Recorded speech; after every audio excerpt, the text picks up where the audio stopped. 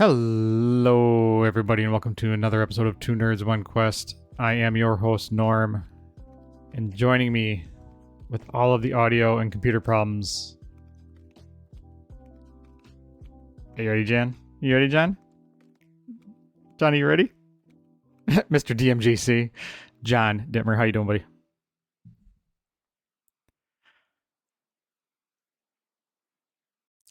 Fair enough. Yeah, that's my internet went because I watched the frames dip on OBS. Also joining me today, also joining me today in the Partridge family, Brady Bunch, right below me, Mr. Genius, Jeff Williams. How you doing, buddy?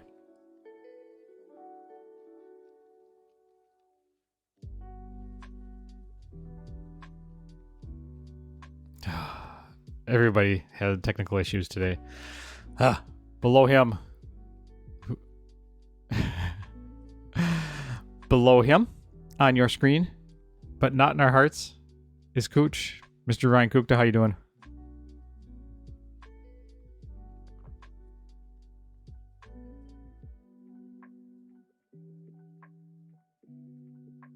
Oh shit! Everybody's on mute. All right. Norm. Hey, start over. Like I told you. Okay, so we have DMJC that way. Hi. Directly underneath me is Genius, Jeff Williams. Hi. And directly underneath him is Cooch, Ryan Kukta. Boomtown, get him. And directly all the way at the bottom is Old man on the totem pole. the low man on the totem pole is the literal totem pole, Rick. How you doing, buddy? Hello. I'm doing good. I'm told I'm low man on the totem pole, so I can't talk over anybody else. So that's why I'm on the bottom. Yeah. And this is all why I need to be sure I monitor audio when I do shit instead of just clicking buttons and doing things. It's been one of those mornings. Pressing all the buttons is just fun. Pressing all the buttons. Press your buttons. If they don't work, press them harder. Or Accurate. faster. And then if that doesn't work, you Yeah. unplug it and plug it back in again. Although I can't do Oh, that yes. with the stream going and with you guys. Yeah. However, The first trick is finding that button, though, which Yeah. men aren't very good at. the first rule of Two Nerds One Quest is you A, talk about Two Nerds One Quest, but also B, the second rule is you always have audio problems. Fair. Actually, I would say audio problems is the first rule of Two Nerds One Quest.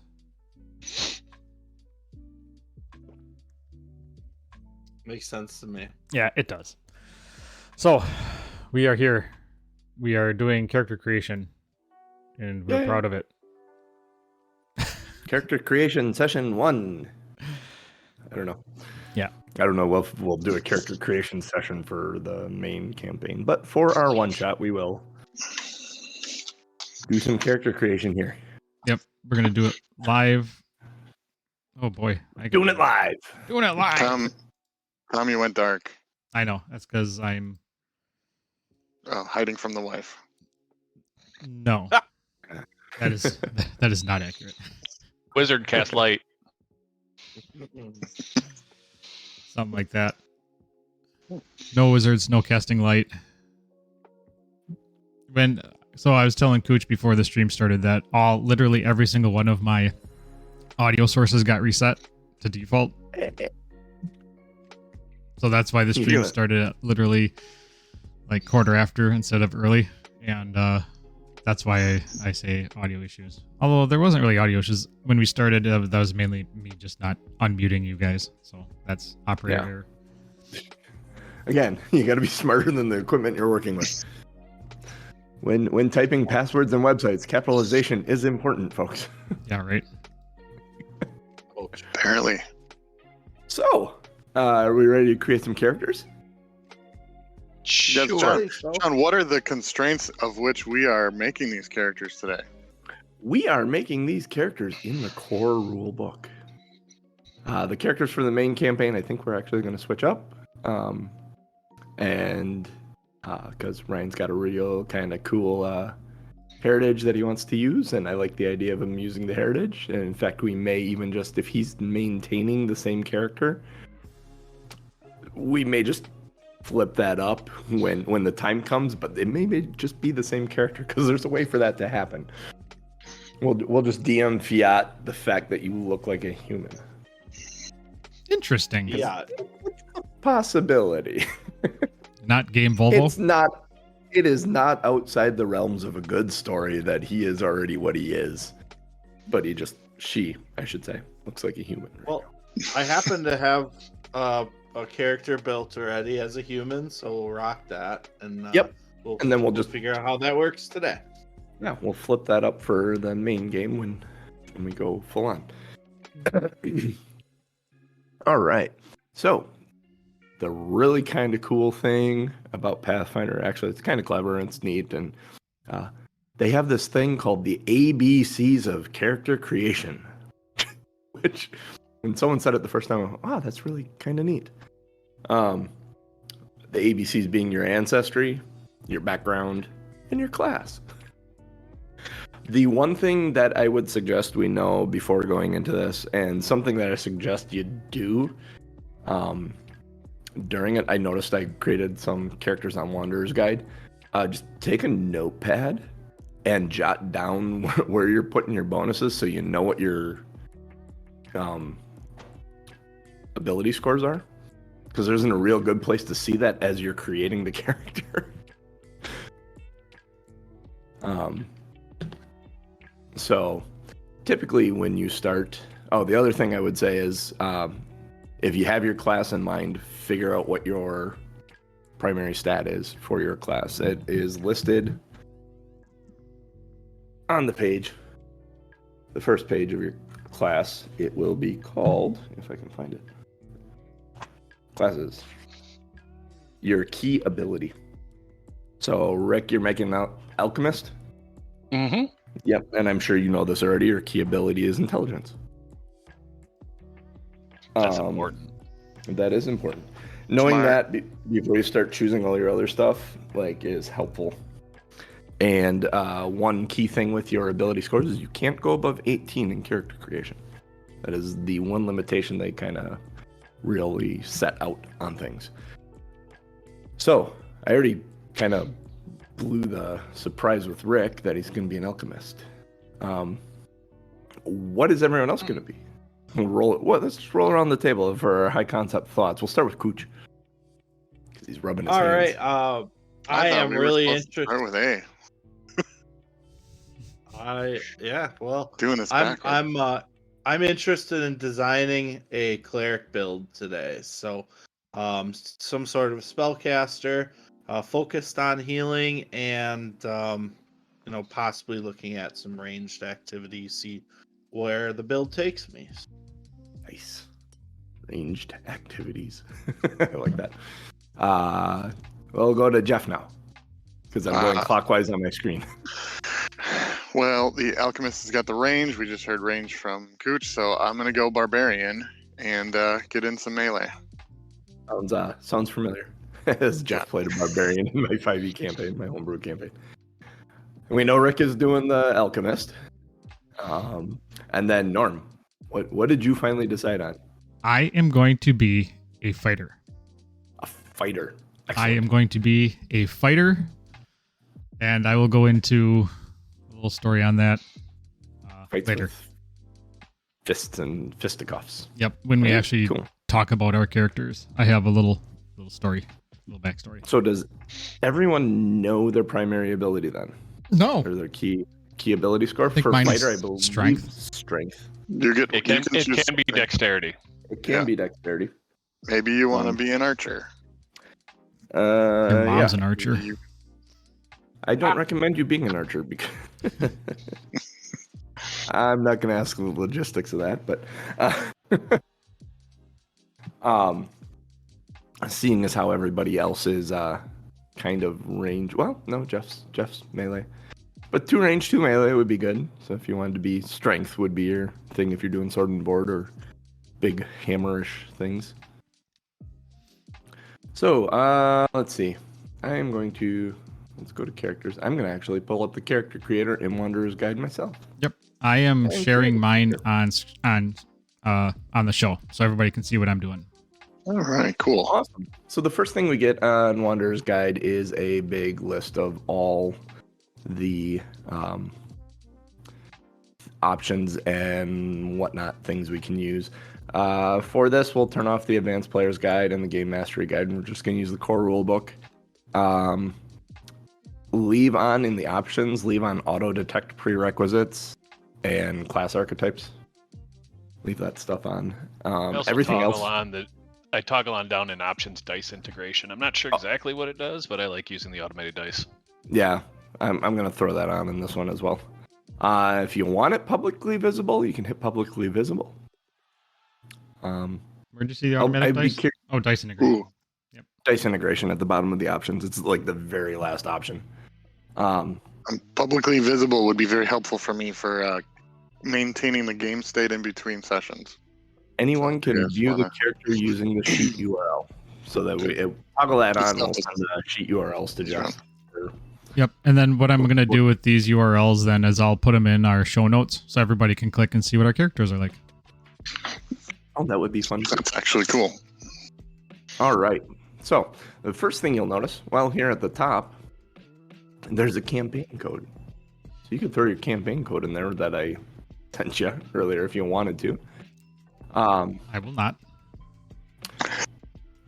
Eventually you'll want to. Well, yeah, not on stream though. Oh yeah, that is fair. You're live, yeah. Absolutely fair. Absolutely fair. Okay, so we're gonna build by ABC. First things first, if you want to name your character, it's right there. I have unnamed characters. So what I am going to do, I'm gonna have some fun here, and I am going to create Eliana Temerant, level 1 cleric. You'll notice in your ability scores, everything is set to 10 because that's where everything starts. Oh, I thought it turned it up to 11. No, unfortunately, you'll get the Turn it up! You'll get the opportunity to turn it to 11, Norm. All right, and then you can either click on the A above, or you can click on the arrow on the right-hand side. Will take you to the next step in your character's creation. Which, for all of us, will be our ancestries.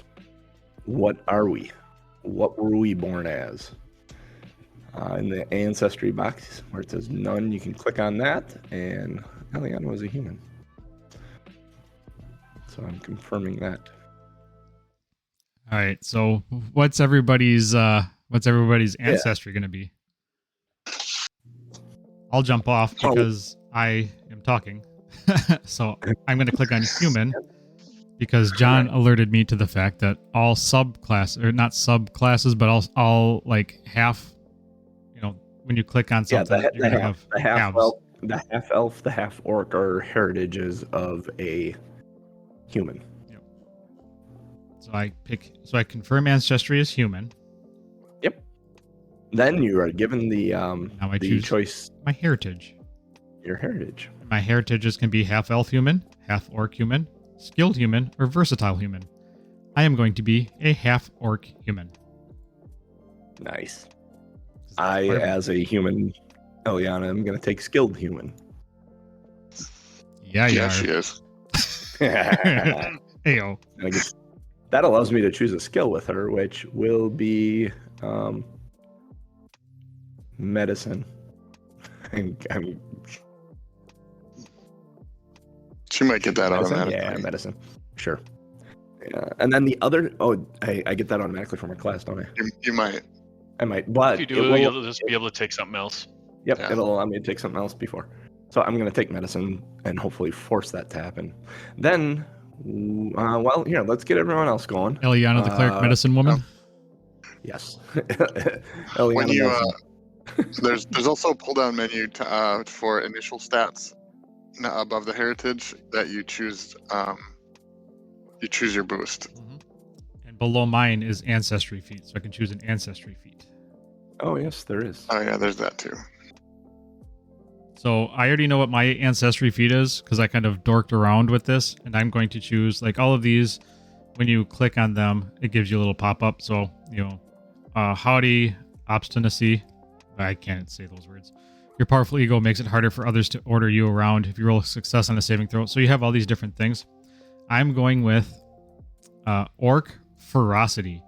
Fierceness in battle runs through your blood, and you refuse to fall from your injuries. You avoid being knocked out and remain at 1 hit point, and your wounded condition increases by 1. Mm. Well, that's interesting. Yeah. Here, you are not dying 1. You're just wounded 1 with 1 hit point. Mm-hmm. Which means you become wounded 2 with 1 hit point, which means you become wounded 3 with 1 hit point. Mm-hmm. How many times does that... How many times can I use it? Yeah, I was going to say, how many times can you use that per long rest? Or per rest, I should say. Not long rest, per once per day. rest. Once per day. Once per day. Okay. Okay, cool. I was going to say, doesn't that make you impossible to kill? But no, once per day. As part of the human ancestry, I get my 2 boosts and a language, which shows up in that as well in the initial stats. Jeff, what are you? Tom, did you pick strength under your initial stats then? No, I'm just kind of slow rolling this, so I'm listening to you guys talk and. Okay, well, let's get your if above heritage. There's another pull down. Yep, I was gonna do strength, and I was gonna do. I was debating between intelligence or charisma. Jeff. Oh yeah, you get this stuff at any time. People can see him doing it. So as I'm talking to you guys, he can do it. And got it. So let's not spend a lot of Tom. We're just going to hear what his decision is, and whether he's actually doing it or not will happen when other people have it. And so what do you got rolling for us? All right. Well, I wanted to go with something kind of off, and since Goblin is not in the 5e basic rules, I wanted to go with Goblin in the Pathfinder basic rules. So I went with Goblin. And with wanting to be a Barbarian, I chose Strength for the boost, the free boost. Yep. Heritage, kind of looked at those, and while all of them are pretty cool, I thought maybe Unbreakable would be fun, but in the end I read about the Iron Gut Goblin, and he can basically subsist on anything: garbage, trash, moldy food, and basically he gets bonuses to saving throws against affliction and sickened condition, so pretty much can eat anything. You're essentially that big ass rat in Ratatouille. That's yep, that's it. So looking at the ancestry feats, there's one that pairs well with the Iron Gut Goblin, is the City Scavenger. So I can search, I gain bonuses to subsist, and the bonus is even better because I have the Iron Gut Goblin heritage. Nice. So I make stuff out of trash and eat stuff out of the trash. You gross. Fantastic. Yep, he's essentially. I said you walked away, Norm. He's essentially the fat rat in Ratatouille. Oh, nice. Except he's a barbarian. I'm going to transition to Rick here because there has been some discussion about Rick and Jeff's characters for this and their relationship. What do you got going, Rick, for this one? I also chose Goblin. I like the chaotic nature of having a alchemist that's a little unhinged, so it seemed to fit. And as we talked about, my key stat is intelligence, so I chose that. I get 4 languages, but we won't go through all those. I just picked some random ones. Don't know we'll encounter many languages in the starter campaign. As a heritage, I went with the Charhide Goblin, which seemed to make sense for my little guy who plays with bombs, that he would be a little, his skin would be a little resistant to maybe fire after failed attempts at learning how to become a good alchemist. Yeah. May not have been so good to start. So being a Charhide Goblin, it gives you fire resistance to half your level, minimum 1. So at first level, you get a fire resistance of 1. And you also recover from being on fire more easily. So if you have persistent fire damage, you only have to beat a 10 to get rid of it, as opposed to a 15 for usual. So all good things for fire. And then as far as my ancestry feat, Seem naked arm. Yeah, and for the ancestry feat, keeping that chain of thought through my whole character, I went with the Burn It ancestry feat, which it's a +1 status bonus to any persistent fire damage that my character would deal. Excellent. Also gain a status bonus equal to half spell levels from 1/4. Yeah. So he actually gets a +1 to any fire damage and +1 to persistent. So when he throws a bomb, he actually does direct damage, he does splash damage, and he does persistent damage. 2 of those will have +1 bonuses from the Burn It feat. That sounds fun. Not for probably my character who's probably going to be in the way, but yeah, that sounds fun. And last but not least, one Ryan Kukda. It's hard not to say Crixus there. I'm really trying to keep it a little straight and narrow because it's mostly about the mythos and the lore for me on this one. So, maintaining an ancestry of human, skilled human heritage. She's a unique individual, and just going with some feats here. General training to get some more points, and toughness because AC is going to be low on my cleric, so just making it so those heal spells can actually heal quite a bit and make sure I stay alive to heal everyone's. That is a good thing. For Eliana, for her ancestry feat, I chose cooperative nature. Because that just seems like her short human lifespan lends perspective as taught to you from a young age to set aside differences and work with others to achieve greatness. You gain a +4 circumstance bonus on checks to aid. So, which is nice. We'll get into that. It's kind of interesting. Where when you aid someone, it's not like giving advantage. It's you actually have to make a roll to aid someone, and then depending on how your roll turns out, determines how well you aid them. So there's all kinds of hijinks that can happen there. All right, with everyone having their ancestry and heritage filled out, we can go to B, which is our backgrounds. And this is where I told Ryan if he was going to read anything this week, read up on the backgrounds, because there are a lot of these. And I am just going to, right off the top, because she is everyone's favorite barkeep, let everyone know that Eliana is going to be a barkeep. Because nice. She is. So as a barkeep, she gets 2 boosts, and she becomes trained in diplomacy. So one must be to Constitution or Charisma, and the other one is a free ability boost. And because I took Charisma with a thing earlier, I'm taking Constitution with this one. So we'll go back over to Jeff. We'll just keep going in a circle here. Yeah, no, this is good. So I initially thought barkeep would be kind of fun, just something to have, but then thought my character definitely would not have very good social skills based on what I envisioned for my character. And when I was looking at the equipment, I saw an item that I thought I would want as my primary weapon. So I decided to make a minor change. Literally, I chose minor. Oh. So, see what you did there. You earn a living wrenching precious minerals from the lightless depths of the earth, and so on. If you have to head back underground this time, you plan to do so armed with a real weapon instead of a miner's pick. So I'll probably be choosing a great pick for weapon. My 2 ability boosts: one must be strength or wisdom, again strength for the barbarian, and constitution for the devouring of fun things. Trained in survival and mining lore, and I gain the terrain expertise skill with the underground terrain. So I have terrain expertise for underground. That will be helpful, at least in this beginning adventure, for sure. So a little bit of backstory on the background. I figure that he was part of a goblin settlement that was mining for shiny, precious things. He never got to keep them.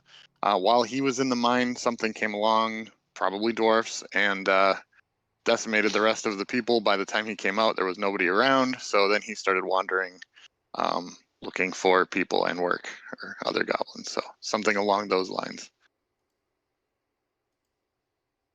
Awesome. Cool. Let's move that background then. Oh, I need to say this because I just noticed it. All your stats and crap are on the left-hand side. You don't need a notepad. Mm-hmm. I'm just blind. That's all. Mm-hmm. I think if you're on a smaller device, it might not have shown up. Like Oh if you're no, on- I was you're on doing your it. I was doing it on my laptop, so I should have seen it. Even now, I have half of my monitor with us, so it's yeah. But You yeah, have if I was glasses, on a, right? yeah, yeah, I do. Maybe I should get my prescription checked. Maybe. Rick, you got a background for your goblin alchemist here?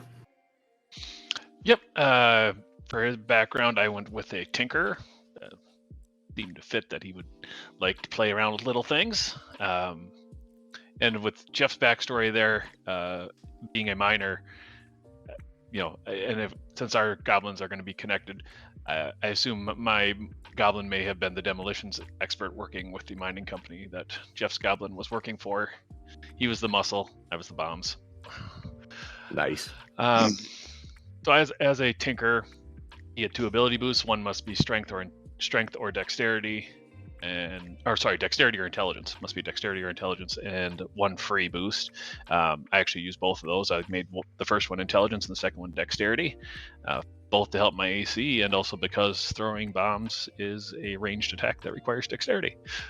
And you also get trained in the crafting skill, which they specify what type of crafting you get specialized in, so I picked alchemy for that, and that's one skill to get trained in, and I picked stealth for that. I'm not sure. I might change that up before the game starts. We'll see. You know, it'd be really funny, Rick. A bombing goblin is not very quiet. No. But he might be quiet to get to where he places the bombs. It's true. It would probably be really funny if you had a super low dexterity. So you would have somebody that really liked to play baseball, but like couldn't throw the ball. I'm just thinking that's why he's so resistant to fire is because he's got a low dexterity. He never got out of the way of any of his bombs. They just went off. He's used to it at this point. It's like the kids that throw the ball forward, but they don't let go until their hand is down, so it just bounces on the ground in front of them. Yep, exactly. Yeah. Junkrat style. Point to make here. Wearing armor. The armors have a strength score associated with them. They have penalties for both checks and speed. And if your strength equals the strength score of the armor, you get to ignore those penalties. It's just something to think about. Those light armor are like 10 and 12 is the strength scores. Medium armor is 14 and 16, and heavy armors are 16 and 18 for strength scores to ignore those penalties. So it's just something to think about as we get into armor, and this is why we're doing beginner adventure and characters that may not be the ones you're going all the way with. So we learned some of these things. But it was something I realized after I created Eliana. I was giving her some armor. I'm like, oh, wait. I probably should have built her slightly differently. Given her at least a 14 strength so she could wear some... What I was looking at the D&D Beyond character and trying to make them align, and I'm like, this isn't going to work at this level. Tom Norman. Do you have a background for your fighter? My fighter is going to be, shockingly enough, a gladiator. Ooh. Yeah. The bloody games of the arena taught you the art of combat.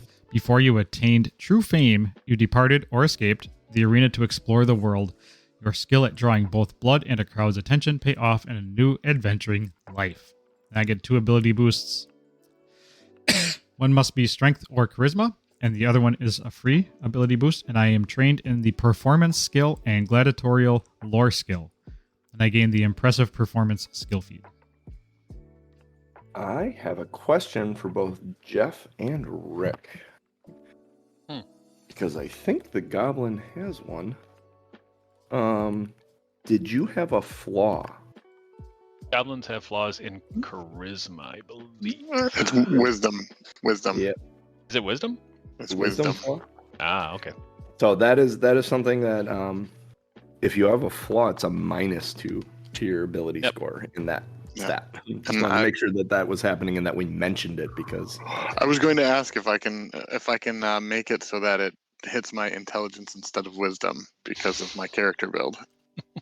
And I can make it do that, but it's a DM question because I would have to go back to the basic 10s that I start with and switch wisdom to 12 and intelligence to 8. So that the flaw then basically cancels out that wisdom bonus. It's up to you. It doesn't. I mean, again, 8 or 10 isn't really going to make that much of a difference in the final build. But let's play it straight for this. But if good. this was going to be a long campaign, if you're going to use this character through the majority of the campaign, I'd say sure. Yeah, we'll find if I was going to use them longer, I would lobby for making it a 6. So. What I love about you, Jeff, you embrace the suck as much as you do the success, which is great. He's good at the last suck. but not That's a show title. Oh, and also, just a side note, I'm choosing strength and constitution for my skill or for my statistics. Constitution because as a gladiator, you must have a strong constitution when fighting. At least that's what I think. Having a high constitution helps no matter what. It's hit points. So, Mm-hmm. last but not least, of course, is one Ryan Kupta. All right, so the background of my character, she is think of she aligns with more of like a prophet group, and so fortune teller was a really good alignment with the lore that I was going with. So in that one, it's charisma or intelligence.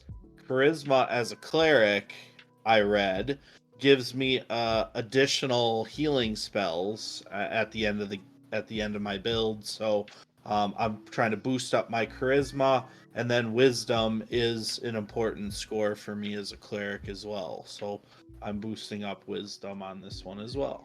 So. Excellent.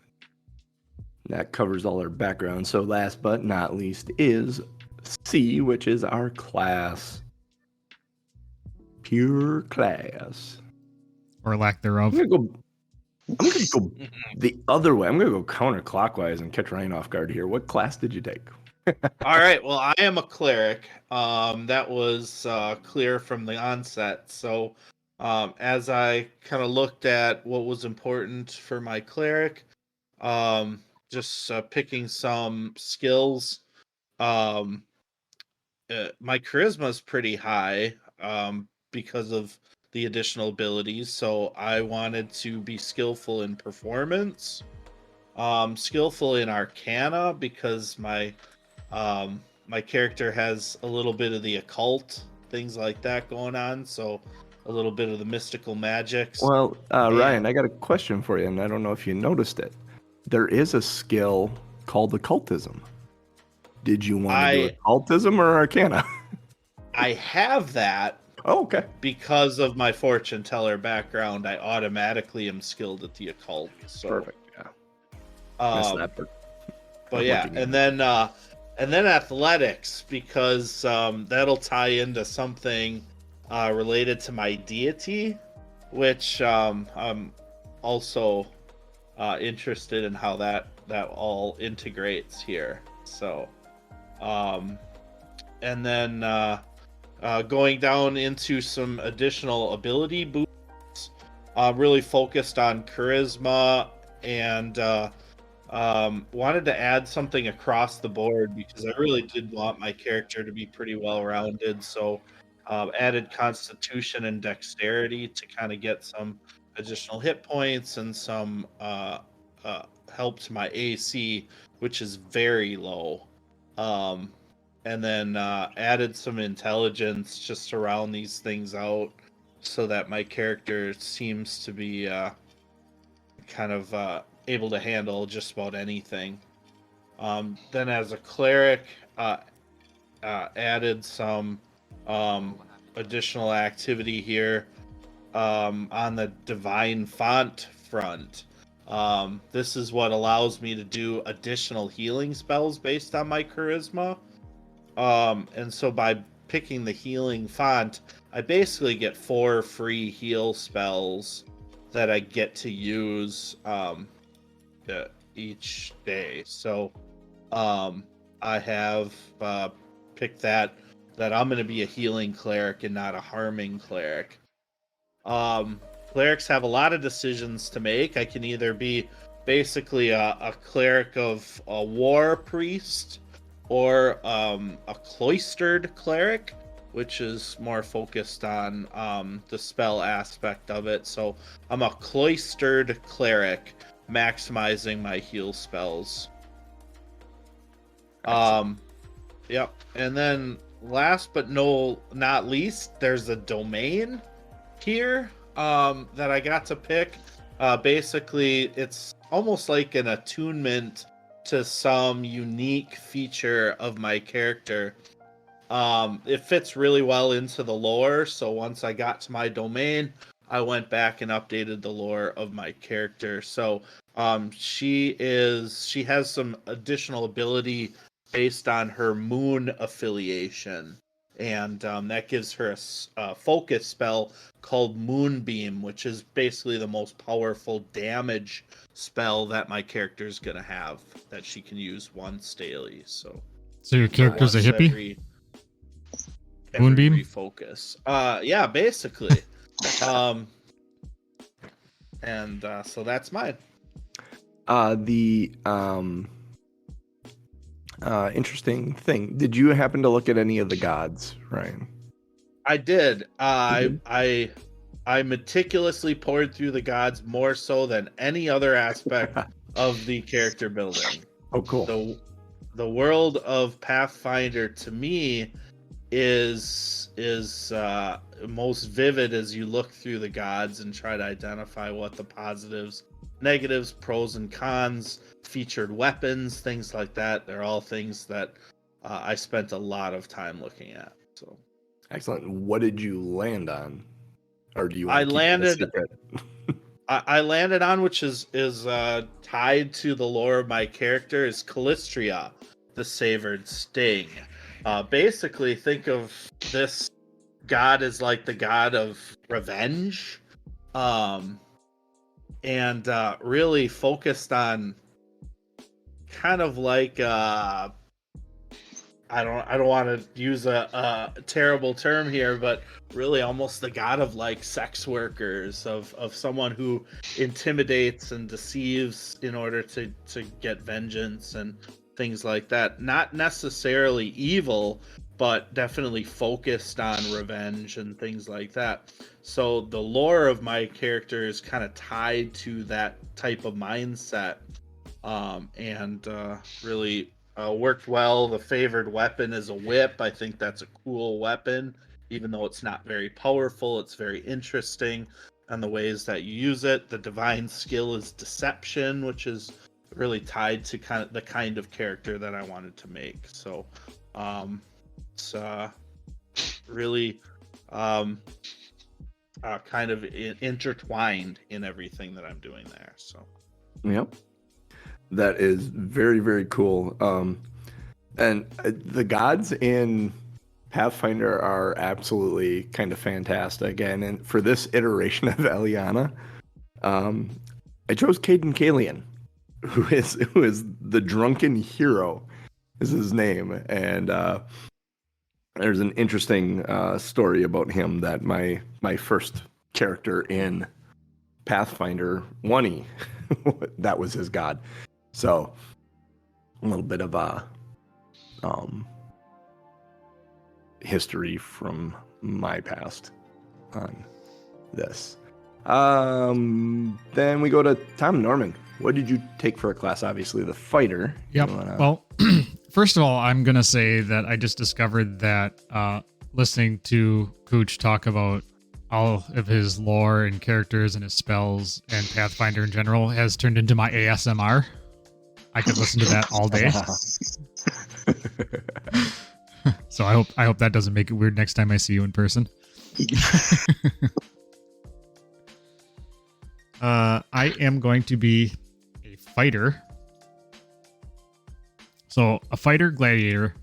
My basic backstory is that I was kidnapped, turned into, the gladiator pits, became renowned, and then used that to escape. But now that I have escaped, I really miss competition. So everything I do gets competition added into it. It doesn't matter if it's going to the bathroom or walking to the bar, or like going to the bar turns into a big chugging contest, even if it's one-sided. So yeah, it's kind of the, I can beat them. And then it's kind of a competition against, like people don't know I'm in competition with them. So oftentimes I'll get weird looks. Like if I just start power walking really fast to catch up and move past somebody. So that's kind of Nice. my motivation for my character. I did not do quite as big of a deep dive into this as Cooch did. So I'm going to be, pretty cut and dry. Ability boosts. I get attack of opportunity, which I really like by choosing the fighter. Like that feat is given to me.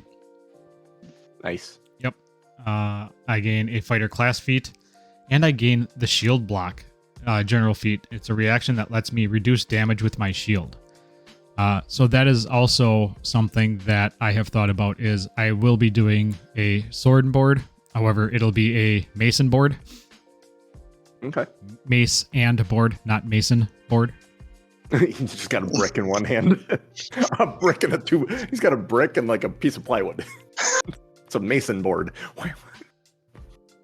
He's got his mud on that board on the outside of it so he can lay the bricks. It's a mason board. Yeah. Class feats. I was going to do... let's see. We have a couple different ones. Double slice, exacting strike, point blank shot, power attack, reactive shield, snagging strike, sudden charge. And really the one I'm looking at, I believe, was I'm going to select this here. Let's see. Choose a key ability, strength, choose a skill, athletics. I was going to do... Where is it? Fighter feat, class feat. Okay. So reactive shield. You can snap your shield into place just as you would take a blow, avoiding the hit at the last second.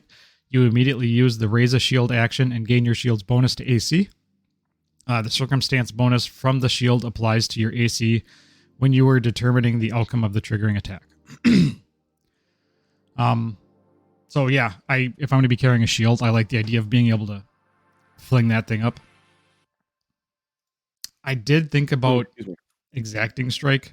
You make a controlled attack, fully accounting for your momentum. Make a strike. The strike gains the following failure effect. Excuse me. The attack does not count towards your multiple attack penalty. I kind of liked that. Having no penalty against multiple attacks. But ultimately, for my character, having a shield, the reactive shield just really makes sense. So I gain shield block and reactive shield. Ability boosts. I don't know if being competitive is charisma, but he's going to be really charismatic doing it. You can always talk someone into a friendly competition. Yep. So, Nice. At the bar or whether it's whatever, it's going to be that whole, I'll bet you I can do this faster than you. I'll bet you, but he's going to do it in a way that is like enticing to people to actually participate. Nice. Skills, I'm kind of going more towards the like intimidation,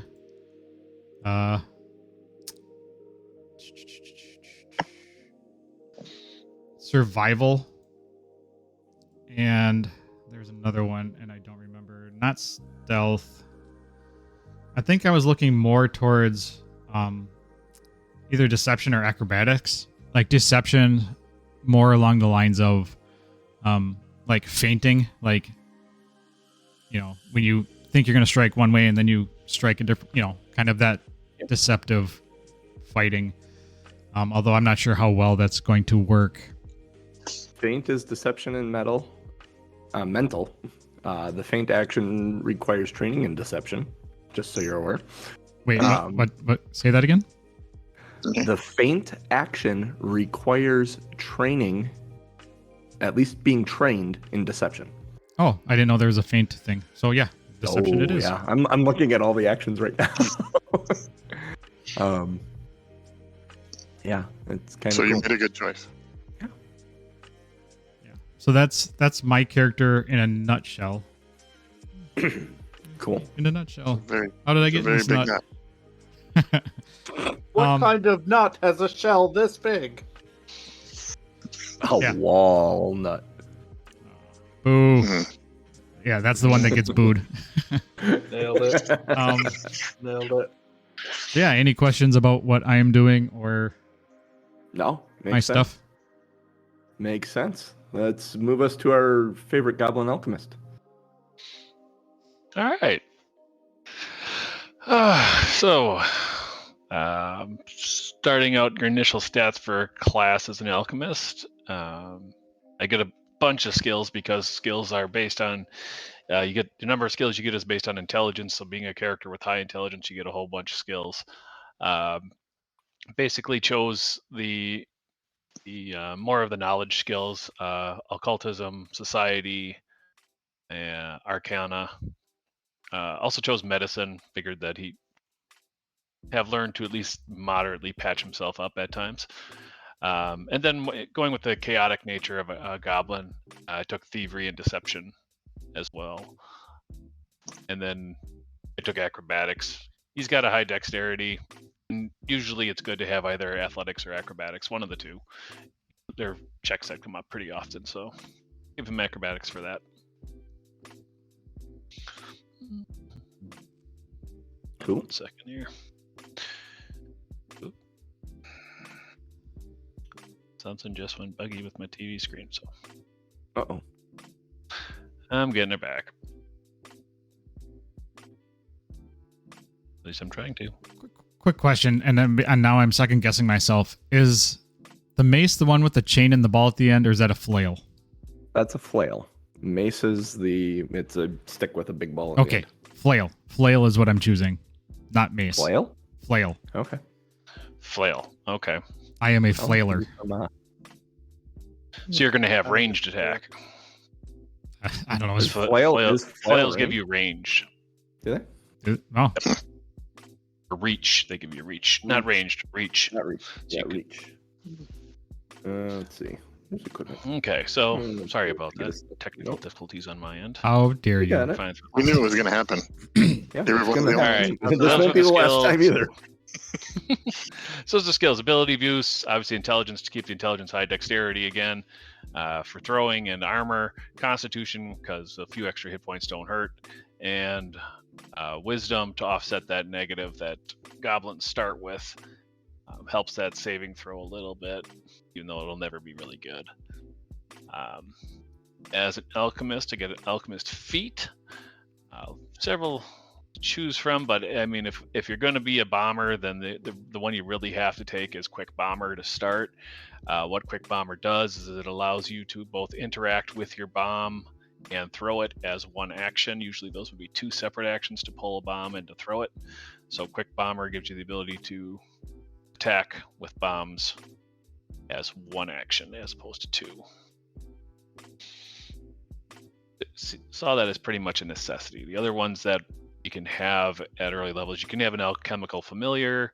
Farlobber extends the range of your attacks, and then alchemical savant is more about you can do concentrate or manipulate as a single action, but none of those were as useful as being a quick bomber.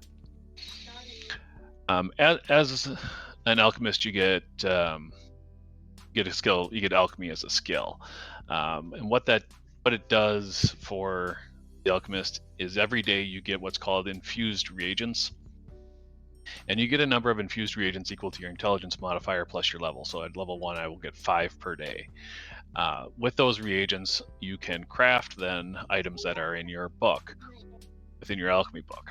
And each reagent crafts 2 items, a batch of 2. You can't make 2 separate items with one, but you get a batch of 2.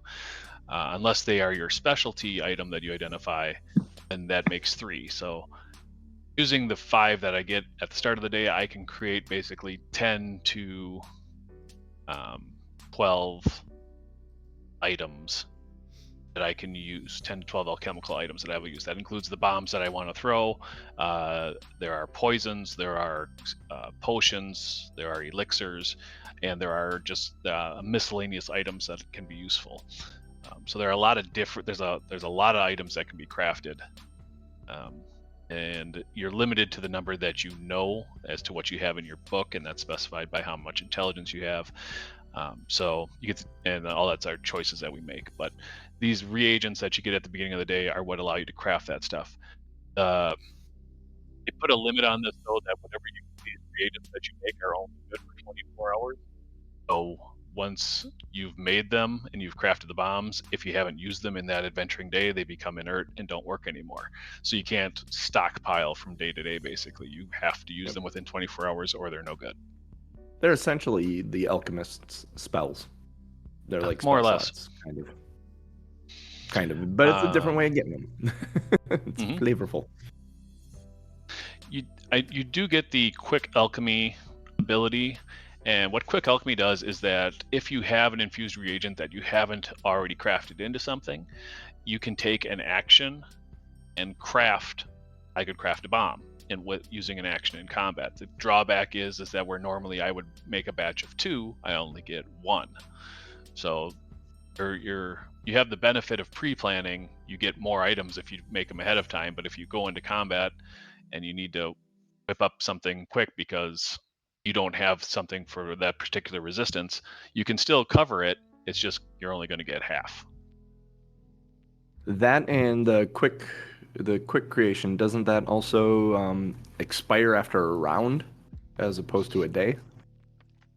I thought. Remains potent only till the start of your next turn. Yep. So you have to craft it and use it. Yep. So you can't craft it and hold it in your hand and wait until the next turn to use it. You got to craft it and throw it. So like basically multiple actions. Taking Mentos and throwing it into a Pepsi bottle, shaking it up and chucking it at somebody. Exactly. Yeah. That's essentially what he does. He has reagents that are Pepsi bottle, Mentos. All right, John, I'm going to go back and recreate my character. My character is now a Pepsi bomber. That is the coolest thing I've ever seen. Because I could ride it like a rocket, too. Yeah, I mean, if you're a small creature, you get on that bottle and throw it in. Here, I'll get across the gap. Give me a rope. All right, only if your character wears a cowboy hat. But like a really small one. Sounds awesome. Nice. Bless so you. yeah, that quick alchemy is the way to be able to use the toolbox at your disposal at a cost if you don't plan ahead for the day. And I imagine there are 2 very different types of alchemists. Actually, probably 3. One that plans all his shit out, knows what he wants, he's calculated, he's cool, he's calm. One that kind of does, well, I will probably need some of these, so I'm going to make some of these, but I'm going to leave some of these open for, just in case. And then you got what I imagine is Rick's. And like, okay, so for me in my head, I imagine Rick as a player being the one that plans them all out in the day and has the maximum effect, the maximum readiness to this. But his character seems like the one that wouldn't plan any of them. Either that or he would do it all and they'd all just be bombs. Everything about this character screams Junkrat to me. Everything about him. Oh, yeah. Junkrat. Yeah. So Exactly.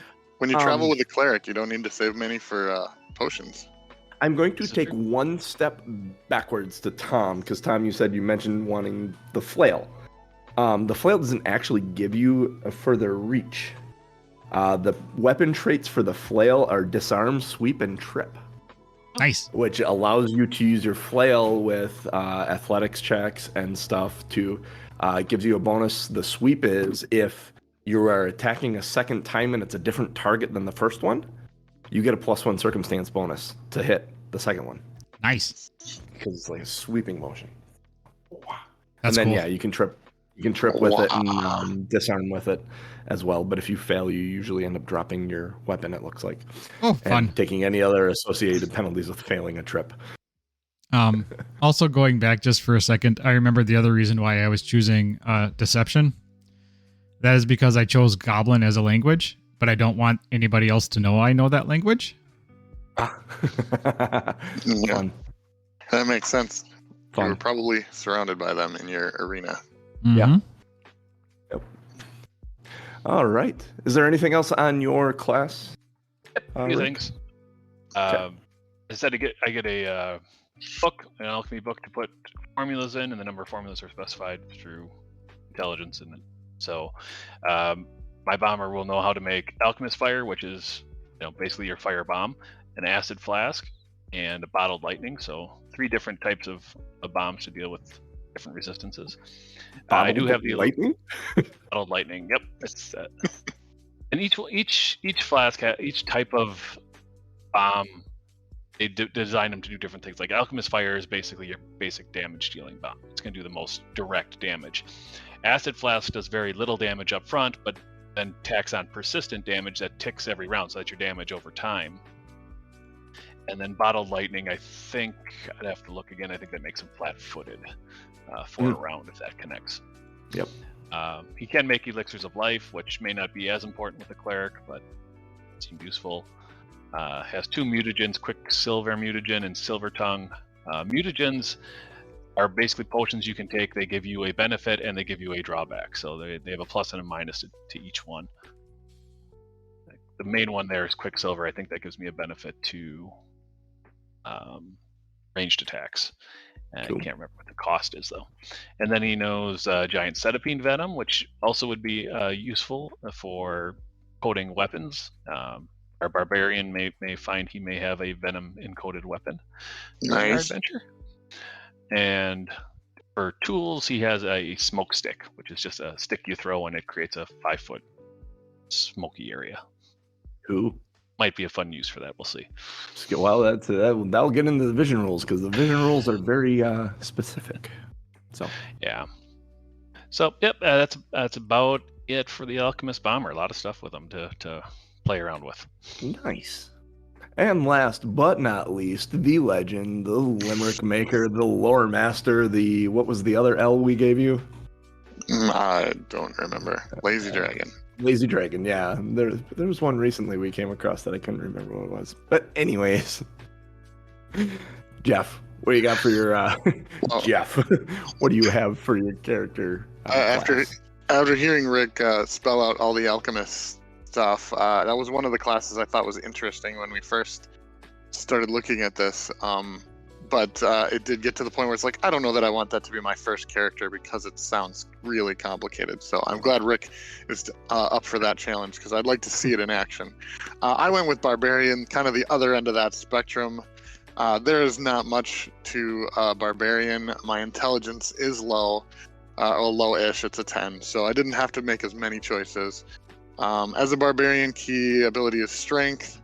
Everything basically focused on Strength, Con, Dex, and I basically didn't put any bonuses into Intelligence or Wisdom. My ability boosts I added for Charisma.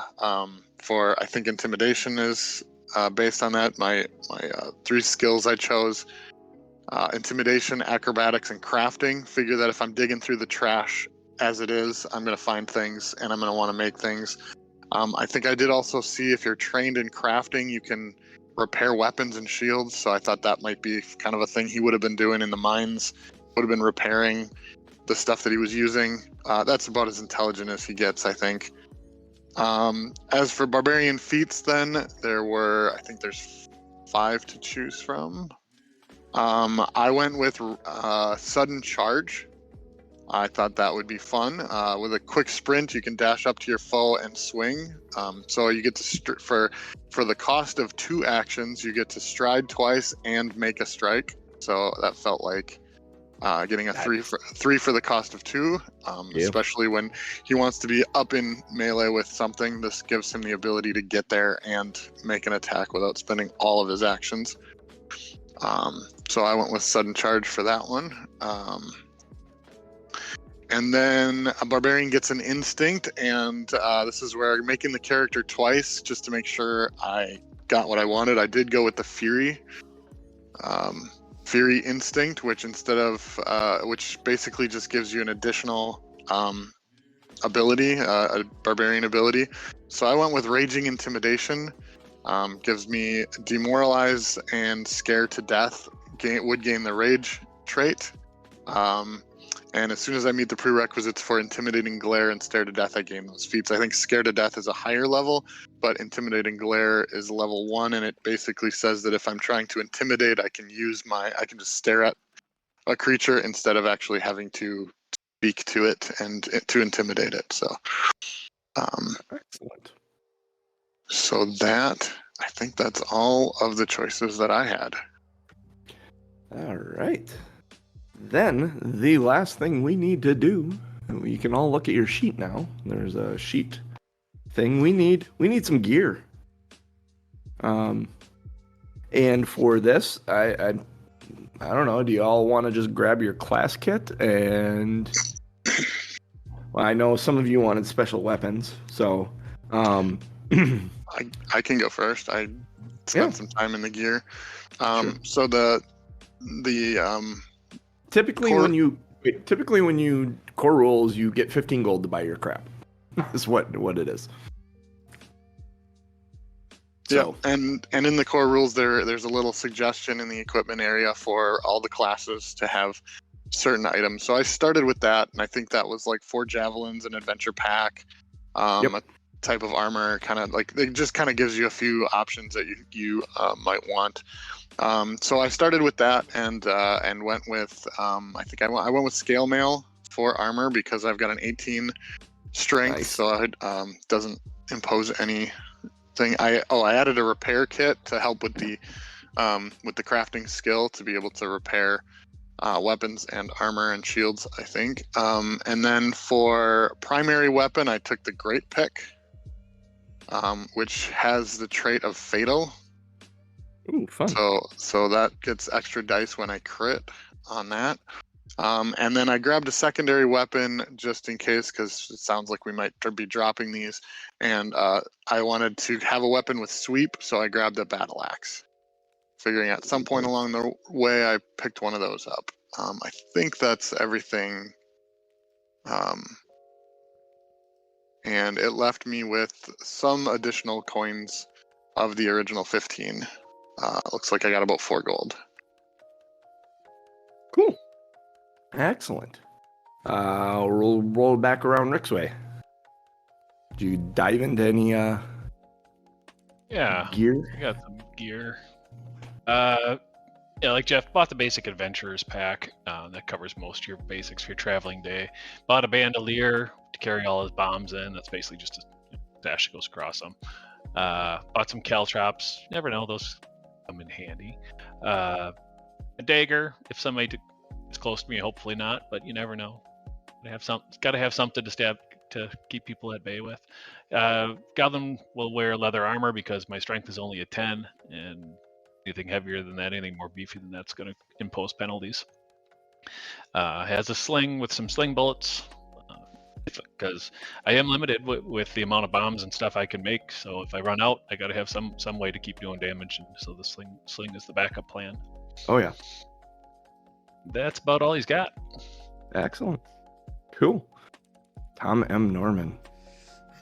So yeah, I'm looking through my stuff right now, and I bought the fighter kit, which gives me bedroll, chalk, dagger, flint and steel, grappling hook, a hide, looks like a hide something or another, hide armor, hide armor, which I'm going to ask if I can get rid of that and just upgrade to you got 15 gold, so level 1. It's the whole fighter's kit is 3 gold, so you still have 12 to work with. Yeah, everything's going to silver for me. It's not even going gold. Oh yeah, it says 150 silver. Yeah. So So I'm gonna have to add 15 silver back because I then bought the Adventures pack, but everything in the Adventures pack is the same as the freaking fighter kit. The Adventurers pack is inside the fighter's kit. Yeah, well, so I'm gonna have to add that back. I'm buying. I got the flail. I got shield spikes, which I'm assuming shield spikes is a shield with spikes on it. Yeah, the shield spikes are on the shield. Yeah, so you might have a shield. You I have don't to know buy if you the have shield to have a separately. The shield. spikes Yeah. are just. Oh, okay. So You I need can- a shield to put adding the to shield them. spikes on. Yes. All right. I So think there's 3 different kinds of shield too. You know, he's got a steel shield in his fighter Steel kit. shield. Okay. So do I? I do not see it in yeah, my. it says a longbow with 20 arrows or a longsword and steel shield. That's not in the kit. That's a recommended weapon. It's an options. Yeah, that's not. I have to buy that. Oh yeah, you'd have to buy it. So Steel shield. what's a longsword versus a? Let's see, where's the longsword? Longsword is a D8. But cost wise, Oh, I don't longsword's know. 1 gold point versus the flail, which is 8 silver. Yeah, so you can take 2 silver back and just do for 3 gold get a, or 2 gold and 8 silver get a steel shield and a flail if you want. Yep, and I got the shield spikes. I'm going to. So, can I get like a steel mail or something, or is there what's above? Well, hide What's above hide? above hide. What's your Leather? Keep in mind. Keep in mind your sneaky.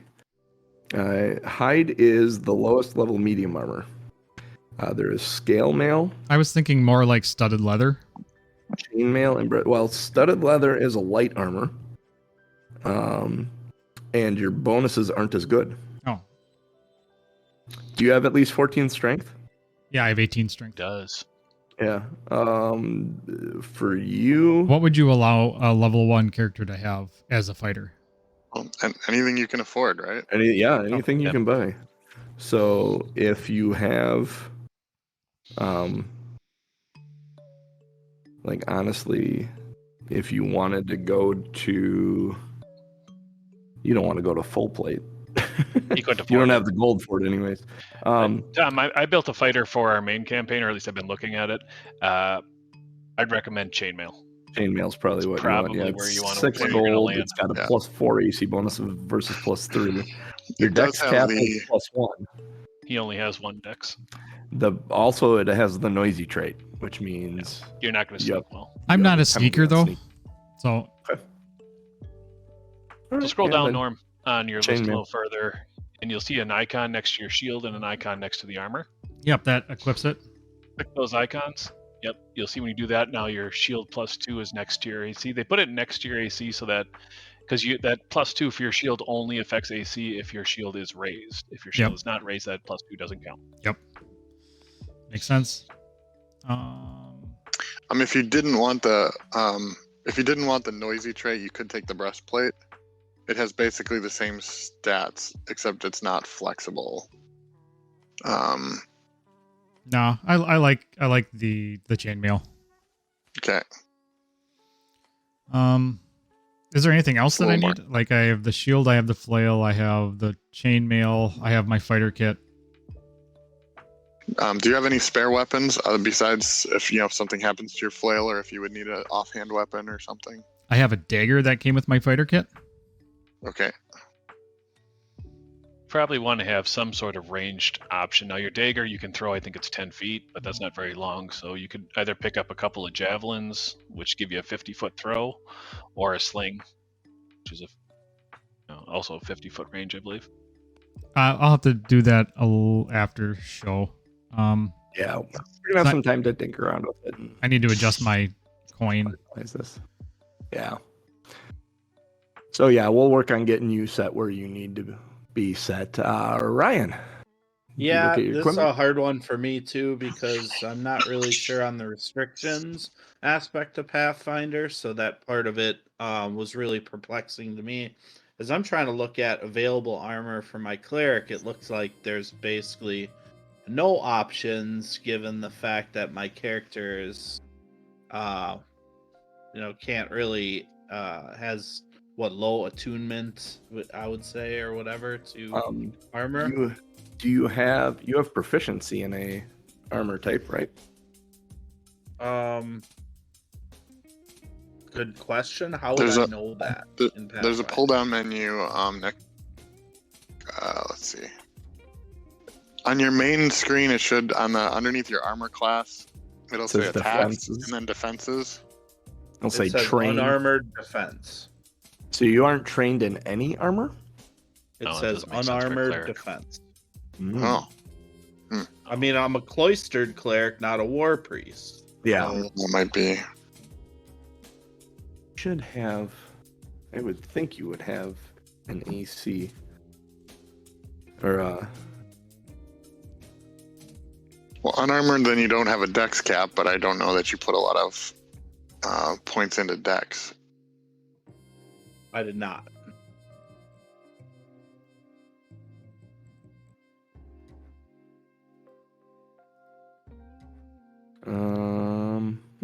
I'm curious. Can you wear armor without being trained in it? There is explorer's clothing, which doesn't really do a whole lot except for that it can be etched with potency runes, which I don't know what those are, but I imagine later on it would make sense.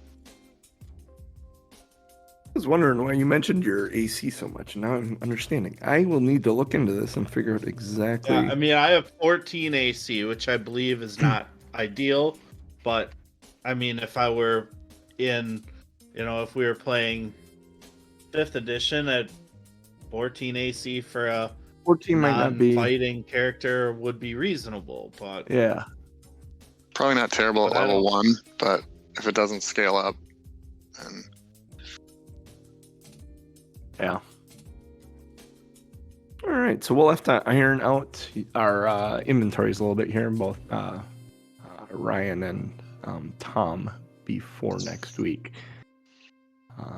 We'll get those ironed out during the week.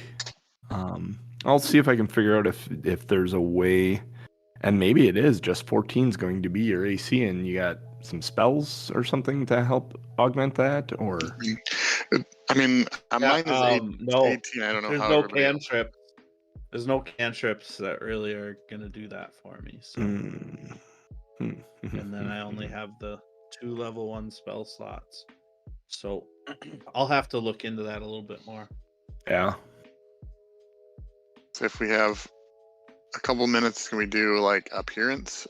Yeah, if you if you would like to roll through. In fact, Jeff, we can start with you. The last thing I was gonna say is, what is your name, and tell us a little bit about yourself. Yeah, so we have probably about 5 minutes yet before we gotta. Yep.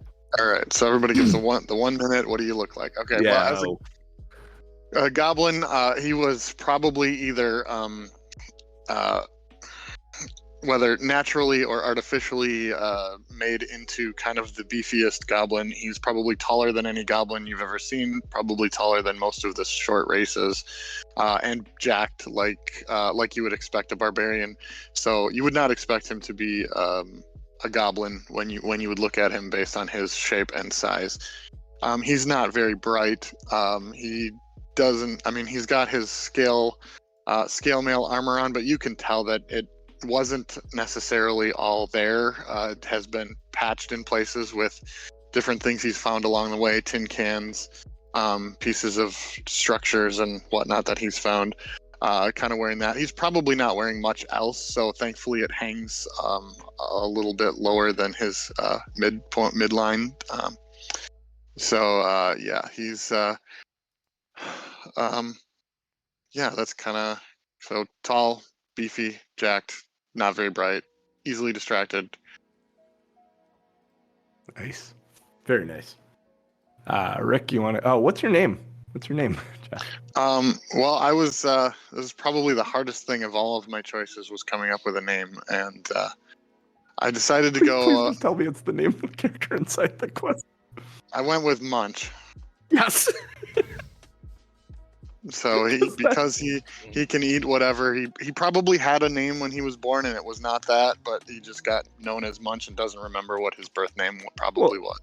I'm looking at your name, and I'm looking at Rick's name in the campaign. Oh, absolutely. That was my motivation. It's so damn perfect. And that being said, I won't make anyone wait for it. Rick, you want to tell us a little bit about your character? Oh, yeah, my character's name is Chuck, because that's what he does. Chucks bombs. He's a small, diminutive goblin, complete opposite of Munch, and all with the little black hair around the side, green looking guys, but pretty much your basic looking weak goblin. Has no strength and just all intelligence. Like, he's all intelligence, no wisdom. So he's smart enough to do a lot of things and to tinker and to build things, but the street sense is not there. So he may take risks at times that don't make a lot of sense because he just doesn't know better. Oh, he doesn't have that street smarts to him. It's just all book smart. Cool. So he's asking whether or not he could, not whether or not we should. He should, yeah. When he's playing around with that, you guys are trying to be quiet and he's fumbling around in his pack. That would be him. Ask forgiveness, not permission type. Yeah. Yeah. All right, Tom Norman, what do you got? All right, so my character is kind of I would say medium build. He is taller, probably around the 6'1", 6'2" height. Scarred, lots of scars, lots of tattoos. Tattooed all over his arms, shoulders, chest, back. Like, he's a gladiator. I mean, he fights, and when he's not fighting, he's getting tattooed. So his name is Bilbub Oric Beezer. Say that again? Bilbub Oric Beezer. But his friends call him Bob. Bob. Perfect. Chuck, Munch, and Bob. Yeah, so he's long, what you would picture kind of that gladiator, longer hair, mohawk style. Not nice. Not mullet mohawk, but like his hair is long, but usually tied back, ponytail. Yeah. Viking looking. Viking-esque. Yeah, Viking style. Yeah. I was gonna say, Viking style. Cool. And last but not least, one Ryan. There's going to be a name here. Kukta. Yeah, I didn't really go through the backstory of my character, so I'll try to keep it short and sweet. But Lady Sylviana Frost is she was the leader of a group called the Sisters of Dark Moon, and she is a ridiculously good-looking, like fortune teller, basically prophet, and she got into a conflict with some of the other ladies there, that they wanted to keep outsiders out. Lady Sylviana wanted to move them into a more like aiding and helping some nearby communities. And it culminated in an event that made her basically an outcast. And we might get into that at some point during the campaign, or we may not. But she's good looking, but you can tell it's like she has trust issues. So okay, she's getting paired up with a couple of goblins and a gladiator. Fun. You're the only one, I think, though, that is looking to carry your character forward through this into the main campaign. So it could be kind of interesting to see what happens with the rest of these guys. I mean, when you're dealing with explosives, anything can happen. So, that will do it. I'll let Tom Norman take us out of here. We will start the Beginner Box adventure next week. A Menace under Otari. Nice. It's going to be fun. We are Two Nerds, One Quest. We are here every Sunday morning, 8:30 a.m. Central Time. Catch us over at twitch.tv/TomMNorm, TOMMNORM. This is released in podcast form on Patreon, patreon.com/2nerds1quest. $1 a month gets you 4 unedited podcasts with pre and post show content. The edited podcast comes out on Wednesday mornings. That is free for all. A quick side note, somebody in chat, I don't remember who it was, mentioned that there was an ad during the middle of the show. That is to kind of help alleviate the cost of this show. If you want to remove ads, you can subscribe to the channel, and that removes the ads. So if you don't want ad before the show starts, an ad in the middle of the show, I think it's like every hour, but the show is only an hour and a half, and I think it's supposed to go when you first start watching. I think there's supposed to be an ad, but I'm not sure. If you want to remove those ads, I mean, it helps the show, but it doesn't cost you anything to sit through a 60-second ad. Otherwise, you can subscribe and get rid of those. If you want to support the show, let others know that we are here. Let them know that we are a thing and that you are enjoying it. Hopefully you're enjoying it. Let other people know. That's the biggest thing you could do. Give us ratings, reviews, just get the word out. We would greatly appreciate it. And let us know. Join our Discord.